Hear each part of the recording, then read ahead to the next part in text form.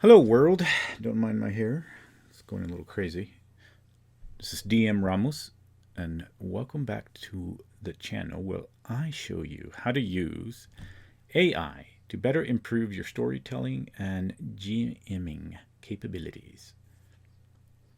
And today, I want you to look at this wonderful Obsidian Vault, and I'm going to show you how to use the GM story engine, something I've been working on. I've been trying to take the ideas of scripts, novel stories, like the 3 act scene structure or whatnot that they have out there, and pull it into RPGs so we can actually finally have something to base our discussions.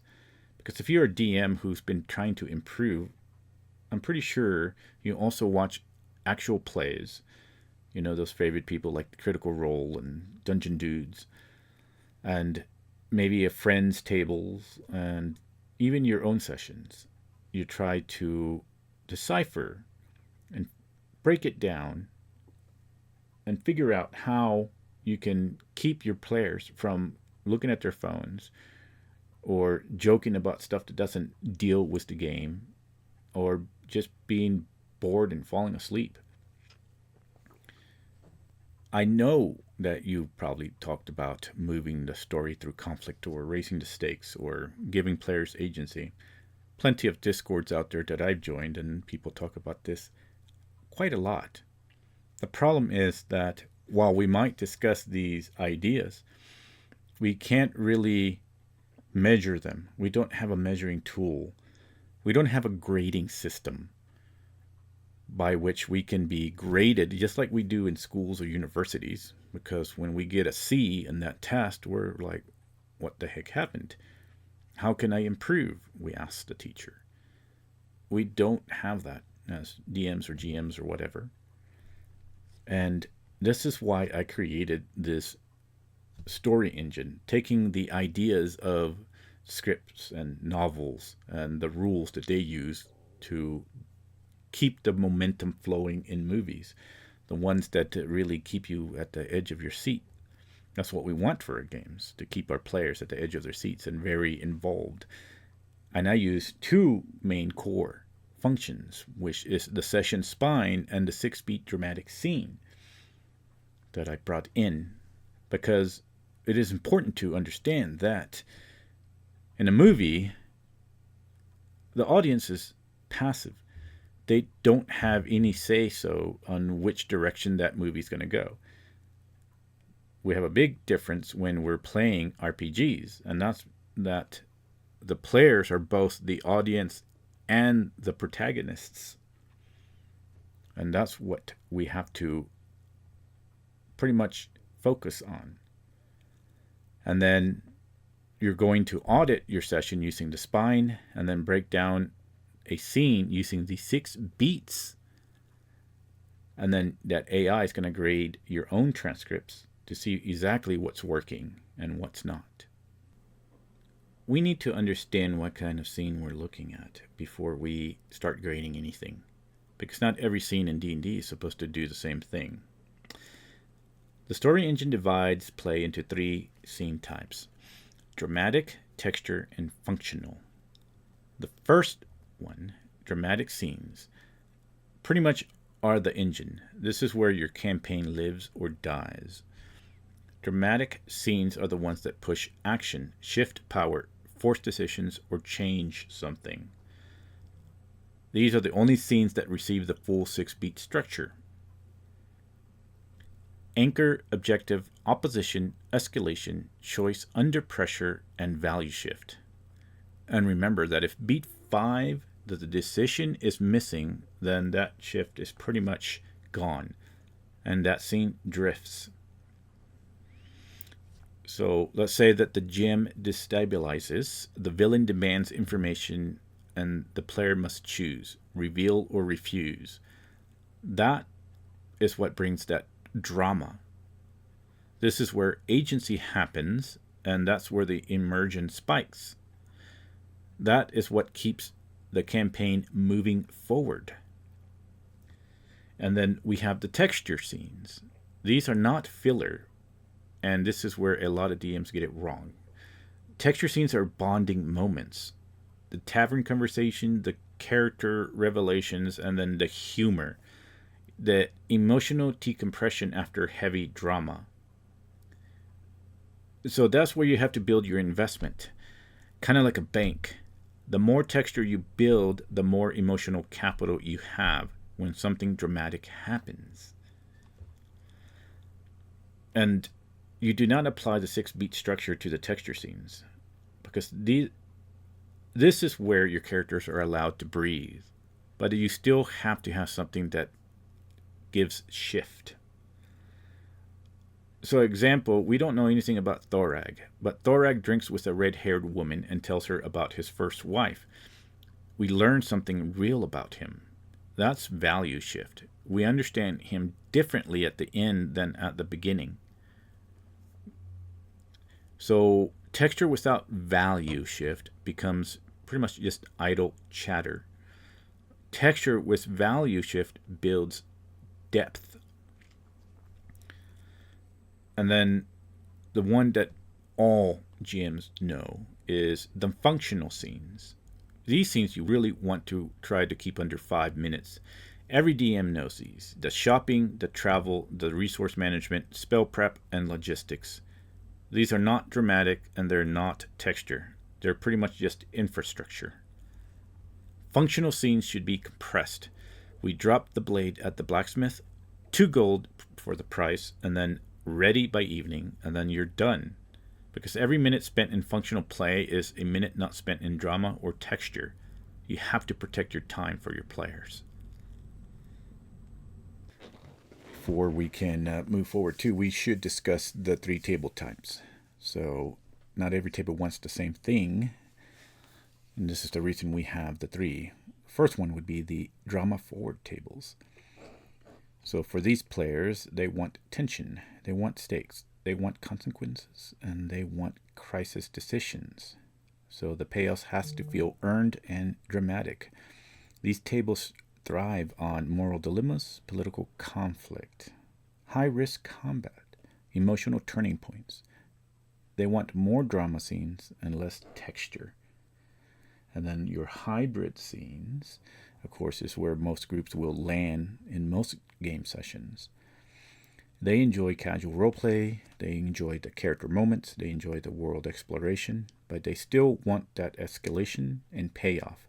They still want some big dramatic turns. They need both of them. So you just don't have to force constant crisis. You have to give them some breathing room every once in a while. And then finally, the sandbox one can be a little bit confusing. It's a vibe. This is not about open world design. This is about scene energy. These players treat the journey like the point, or is the point. They want long RP stretches, side conversations. They want character-driven wandering. And then they even have split focus moments, like in the city, where everybody wanders in different directions.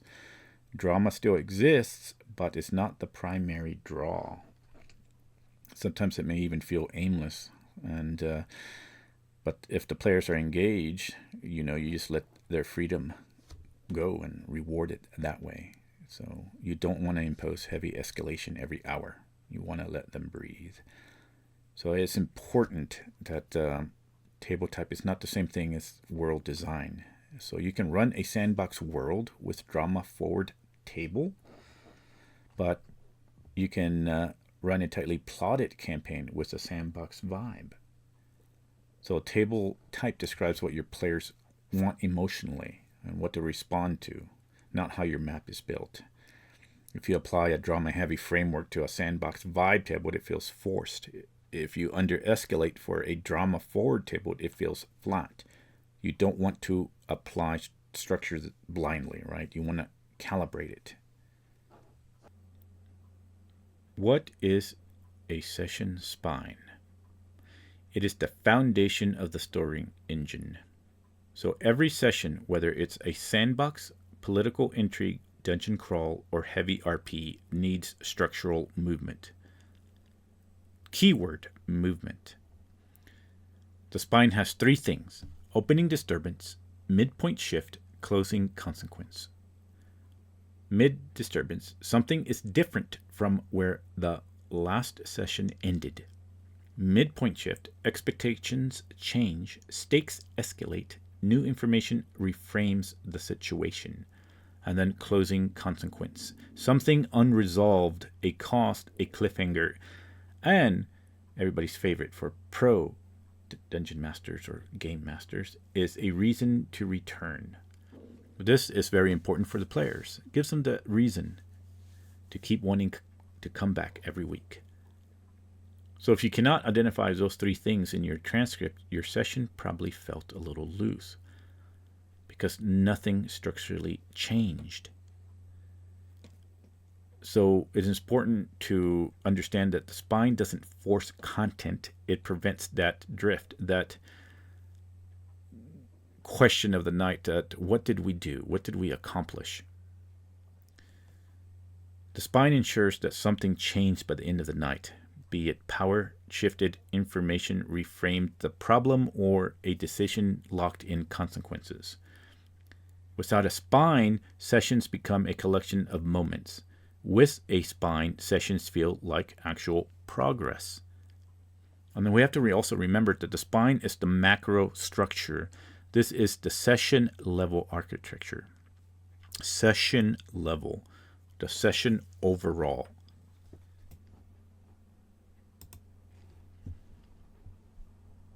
Now we're going to zoom in. We're going to figure out how to fix these sessions with the spine and the 6-beat scenes. So when we analyze these high energy dramatic scenes across transcripts, we have to constantly grade them against 6 ingredients. Anchor, immediate objective, active opposition, escalation, choice under pressure, value shift. So anchor is where we are and what the tone is. The immediate objective, what does the player want right now? So once we figure what the player wants right now, us as the game masters, we have to give them that opposition to it. We have to push back immediately. And what does that mean? It means that we have to try to keep the player from achieving what they want. And now for beat 4, we have to escalate that. If he wants it, we have to raise the stakes on how he gets it. Or maybe the cost to getting it increases.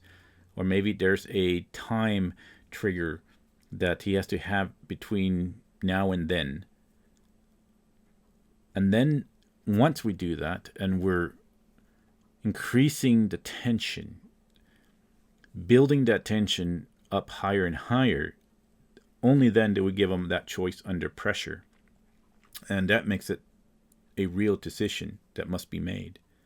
And once that decision is made, we have that value shift. Something changes. Beat 5 is the critical one, basically, and all this. If the player never makes a decision under pressure, the scene is just exposition, or just dice rolling, or just atmosphere. But there is no drama.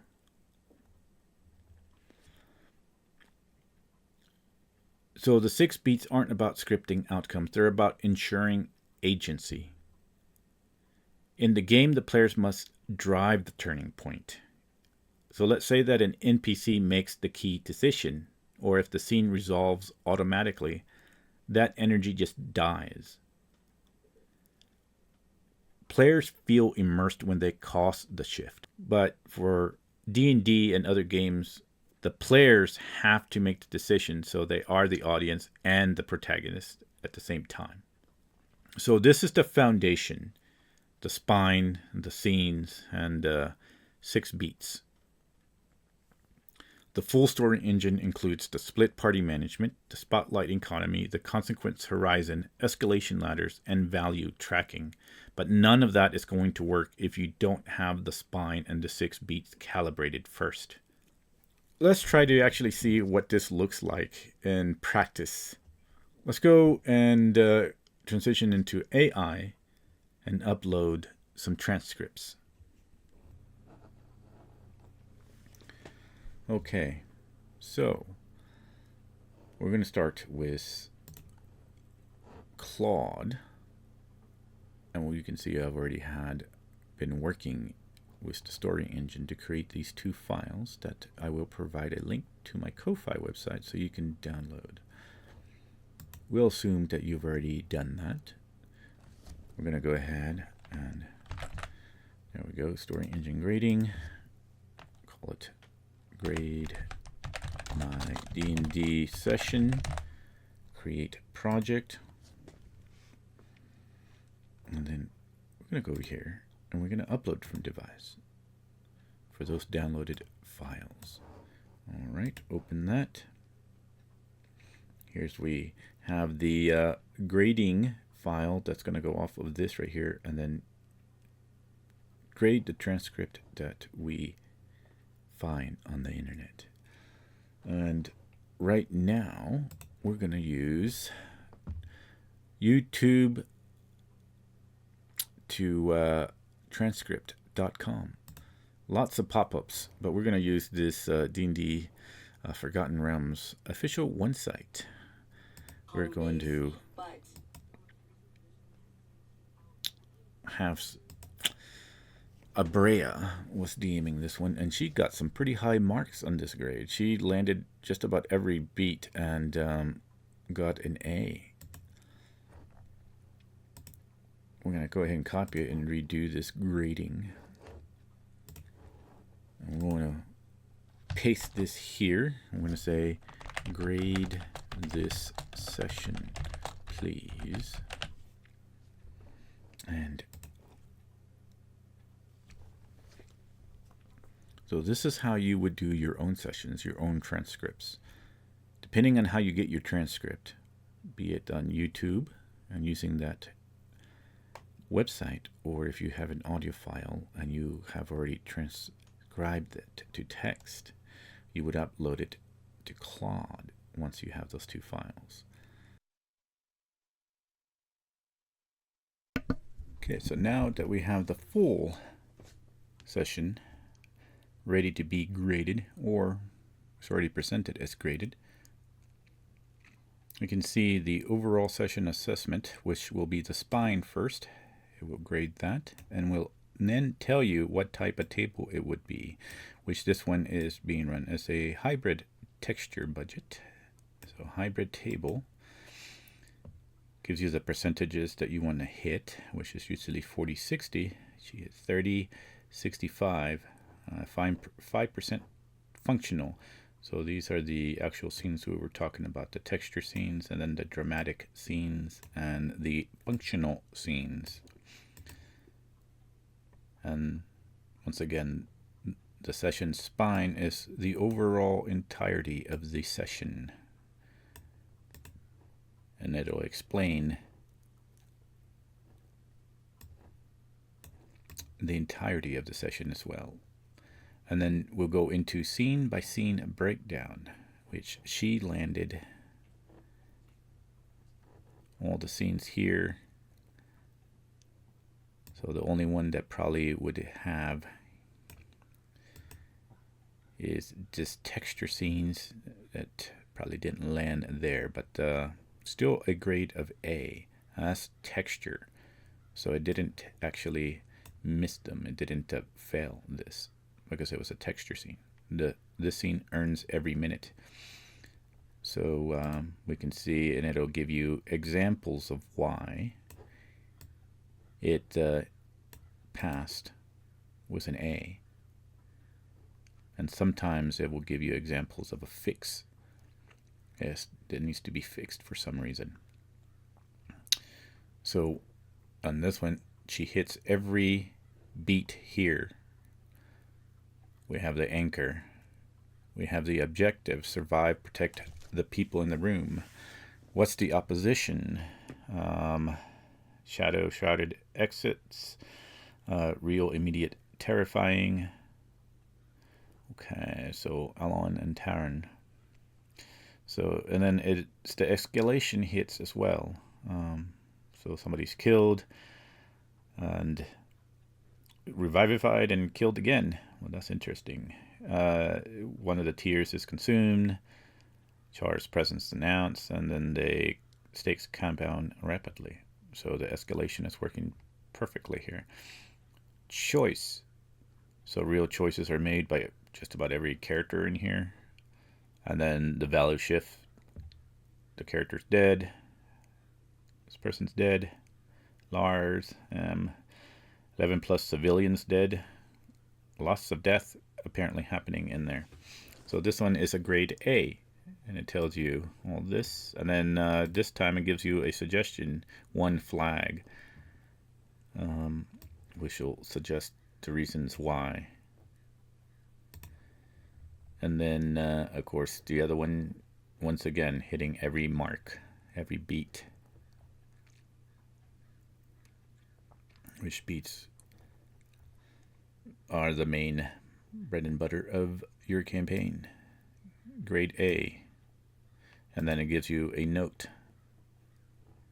Encounters could be stronger, but still an A.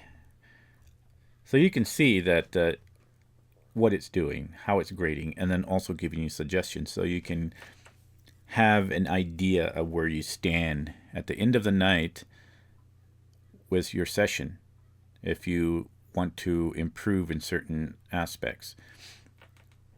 And I'm going to reiterate it again that beat 5 is important. The way that I wanted to write it is because I want it to be the one that makes sure that your characters are still in the game.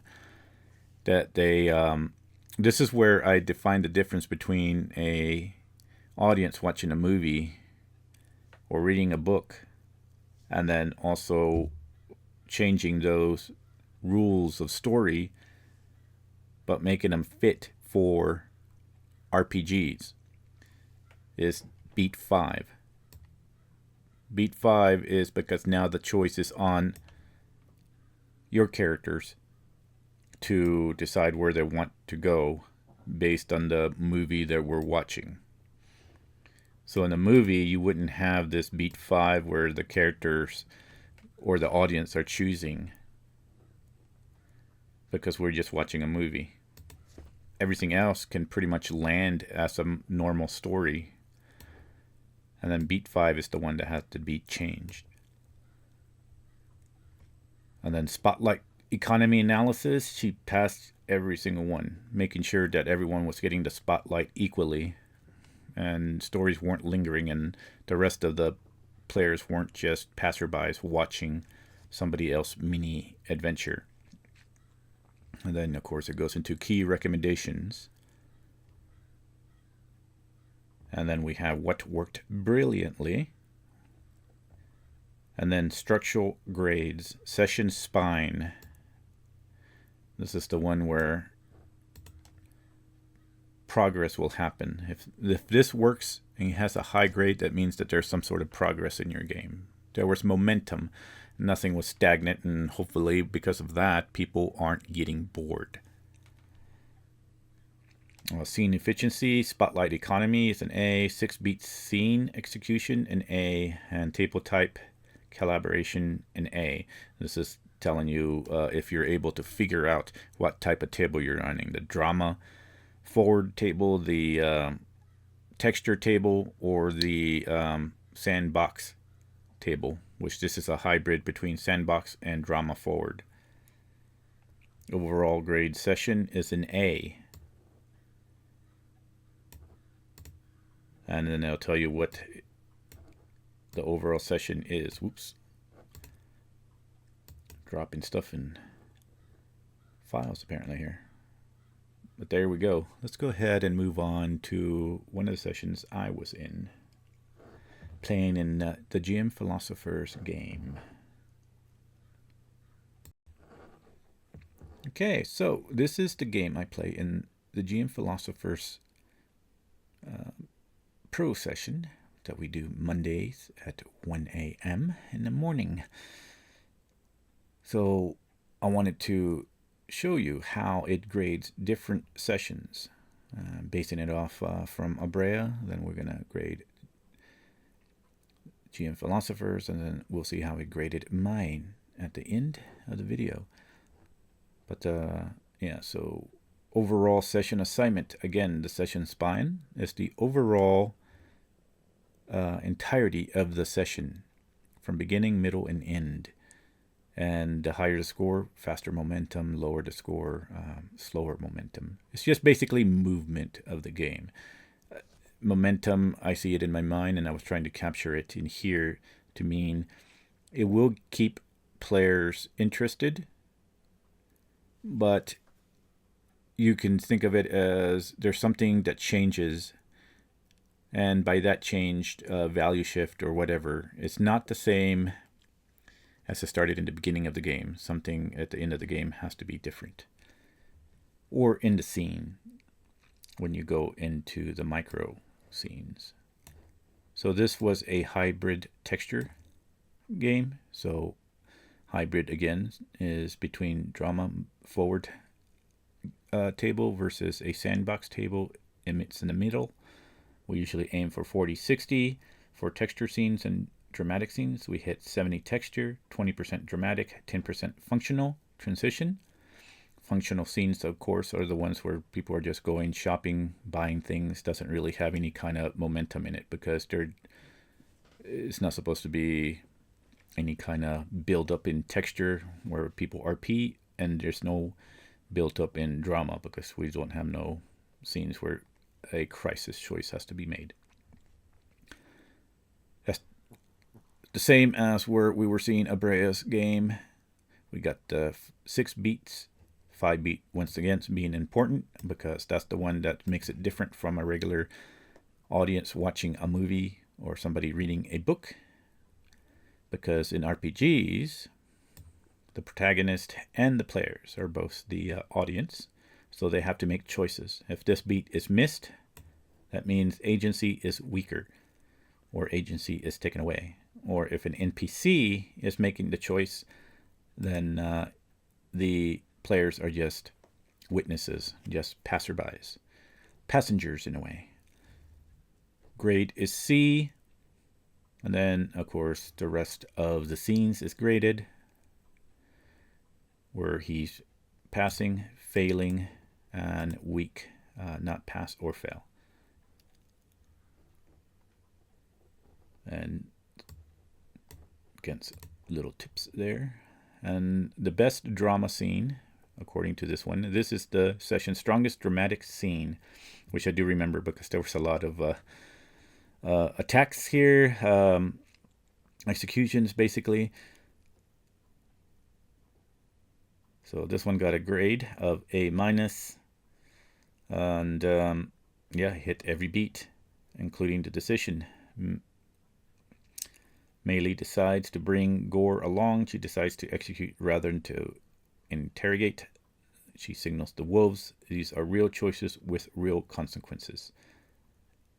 And then the value shift, which would be beat 6. Strong. Gore is dead. Sana is genuinely impressed. The girl is horrified. Miley has made a violent statement about who she is. And then the relationship with Sana shifted dramatically. So there's where we got the value shift. Something shifted compared to when she started. And we're just going to go here. Spotlight economy analysis. You get this too when you grade your own sessions. Tells you how well you handled Spotlight for everybody. And it will tell you the dramatic movement. And then the texture moments. Once again, texture has to do more with bonding. The RP, figuring out who people are, maybe their backgrounds. It's more of those, what do you call it? Just building who your character is and getting some investment from each group so they can care for their characters. Dramatic movement. Miley, again, was pretty strong, and was pretty strong here. Moral confrontation with the girl. She had a confrontation with one of the girls who didn't like her actions and the way she was doing things. Strong kidnapping, execution, new alliance with Sana for the dramatic pass. Carrion strong with the Dragonborn. Cynthia dynamic closing conversation with Raphael. So pass, pass, fail, marginal pass, pass, pass. NPC eating spotlight for Cynthia. So it also tells you when an NPC might be taking spotlight. Aside from that, it gives you suggestions, key recommendations as usual, what worked brilliantly, structural grades, session spine D, DC for spotlight economy, and then final note on the post-session conversation. Oh, I guess it recorded that too. I guess it recorded our conversation. But anyway, there we go. Okay, so this is my session that I ran this past Sunday. And most of the names they got correct, except for Naboo, but we're not worried about names. We're more worried about story element. Overall session assignment for the spine, I had a grade of B. I had all 3 spine elements present. Of course, I did try to do the last scene to hit all 6 beats, which is the closing hook is very strong, but the midpoint is weak. So we have the opening disturbance, which was a pass. Midpoint was weak. Closing consequence was strong. So it was able to capture that it is a hybrid table. Of course, we went over a lot of this, so I'm just going to scan over this. But scene by scene breakdown, you can see where I hit the 3 beats. Anchor, objective, opposition. Choice is missing, which is again the most important to help you have interest for your players, but also to make sure that they have agency. Grade was a C. And then, of course, we have the rest of the scenes. And this will give suggestions to fix, which seems I'm having the beat 3, 4, and 5 that I'm missing, but I hit the other 3. So you can start to see how you can get an idea of what you need to work on, depending on the style that you like. And like I said, this is something that you could probably use to help you increase that immersion in your games through your story, and help you keep your agency to your characters so they are not just passerbys.